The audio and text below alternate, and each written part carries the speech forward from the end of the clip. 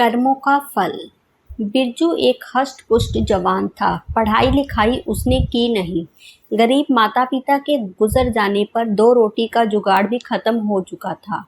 गांव के दोस्तों के साथ शहर आ गया। वहां उसके गांव का एक लड़का पहले से किसी कंस्ट्रक्शन कंपनी में काम कर रहा था। उसके छोटे से घर में 4 लोग रुक गए। अगली सुबह वह काम पर गया। वहां उसने अपने सुपरवाइजर से चारों के लिए मजदूरी की बात की। सुपरवाइजर को भी नए कंस्ट्रक्शन साइट पर मजदूरों की जरूरत थी। शहर से दूर एक अपार्टमेंट बनने वाला था।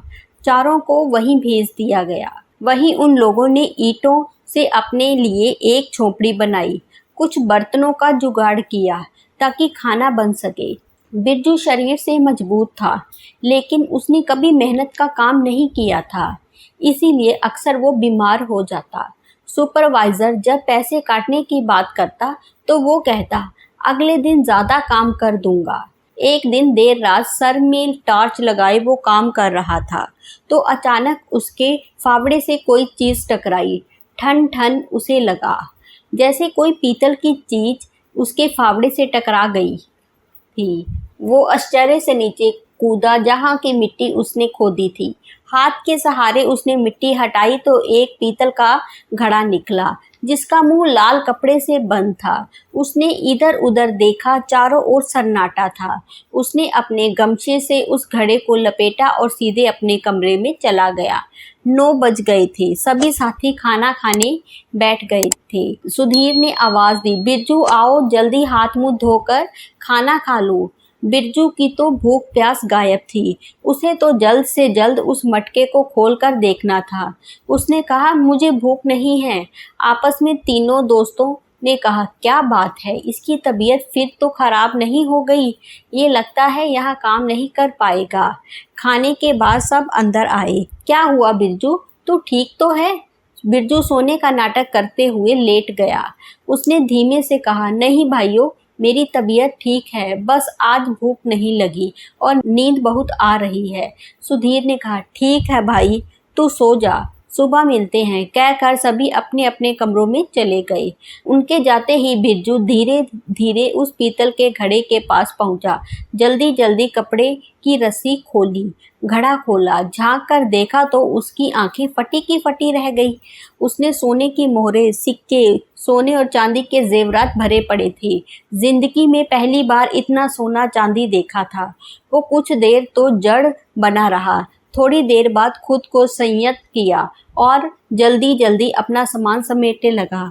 अब उसे यहाँ से कहीं दूर जाना था, जहाँ वो इन रुपयों पैसों का सही उपयोग कर सके। उसने पीतल के घड़े को भी सामान में बांध लिया, नहीं तो लोगों को शक हो सकता था। सामान समेटने के बाद उसने कमरे में फैली मिट्टी को साफ किया और सुबह होने का इंतजार करने लगा। सुबह के 5 बज रहे थे। वह धीरे से उठा और स्टेशन के लिए निकल पड़ा। पैसे उसके पास थे। सुपरवाइजर ने कल ही उसकी तनख्वाह दी थी। स्टेशन पर ट्रेन खड़ी थी। वो उसमें चढ़कर बैठ गया। ट्रेन यूपी जा रही थी।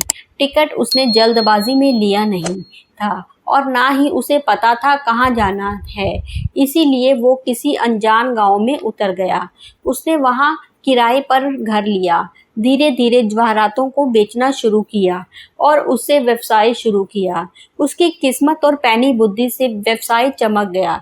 वो 3-4 साल के अथक मेहनत के बाद शहर का सबसे धनी व्यवसायी बन गया। अत्यधिक लक्ष्मी अगर ऐसे इंसान के पास आ जाए जिसने कभी देखा ना हो, तो या तो वो व्यसनी हो जाता या अत्यंत अहंकारी। बिरजू अत्यंत अहंकारी हो गया था। वो अपने आगे किसी को नहीं समझता, सीधे मुंह बात नहीं करता। पैसे के बल पर उसने एक गरीब लड़की से शादी कर अपना घर बसा लिया। समय गुजरा, वो 2 बच्चों का बाप बन गया। उसके घमंडी स्वभाव के कारण लोग उससे कटते थे। दोस्तों को कहीं से मालूम हुआ तो वो उससे मिलने आए और मदद मांगी। बिरजू ने नौकरों से धक्के मरवाकर उन्हें बाहर का रास्ता दिखा दिया। कोई भिखारी उसके दरवाजे पर आ जाता तो वो उन पर कुत्ते छुड़वा दिया करता।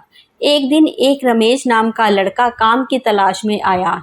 मिन्नतों के बाद उसने उसे रख तो लिया, लेकिन उसने उससे कहा, सुन रे लड़के, तुम्हें खाना कपड़ा इस घर से मिलेगा, लेकिन पगार नहीं मिलेगी।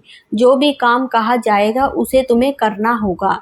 लड़के ने सर झुकाकर हाँ कर दी।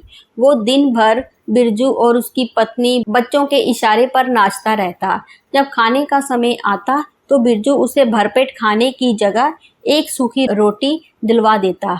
रमेश कुछ ना कहता, चुपचाप से खा लेता। नियति के सीख देने के भी ढंग बड़े निराले हैं। कब कैसी परिस्थिति आ जाए कोई नहीं जानता। बिरजू को खतरनाक चर्म रोग हो गया, जिसके कारण उसके अपने भी उससे दूर होने लगे। डॉक्टरों ने उसके रोग को लाइलाज बताया। पत्नी और बच्चों ने उसके पास जाना छोड़ दिया। वह पत्नी बच्चों को अपने पास बुलाता तो कोई उसके पास ना आता। उसका खाना उसके कमरे में रमेश ले जाता। उसका बाहर निकलना बंद हो गया। अब उसका जीवन एक कमरे में सिमट गया। उसका सारा व्यवसाय लड़के देखने लगे।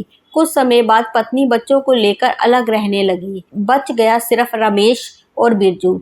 एक दिन बिरजू ने रमेश से कहा, मेरे अपने मुझे ऐसी हालत में छोड़कर चले गए जिनके लिए मैंने सब कुछ किया, पर तू क्यों नहीं जाता? रमेश ने कहा, मालिक, आपने मुझे मेरे बुरे समय में सहारा दिया। मैं आपको छोड़कर जाऊं, इसके लिए मेरे ईश्वर मुझे कभी माफ नहीं करेंगे। बिरजू हंसने लगा। तू क्या नहीं जानता कि मैंने तुझे कितना सताया। तुझे 4 रोटी की भूख होती तो सिर्फ एक देता। मैंने तो तुझे मुफ्त का नौकर रखा था। रमेश ने कहा, मैं सब जानता हूँ मालिक, लेकिन मैं आपको ऐसी स्थिति में कभी नहीं छोड़ सकता। आज बिरजू को एहसास हुआ कि पैसे से हर चीज़ नहीं खरीदी जा सकती। संस्कार ऐसा गहना है जो जन्म से जीन में पड़ जाता है।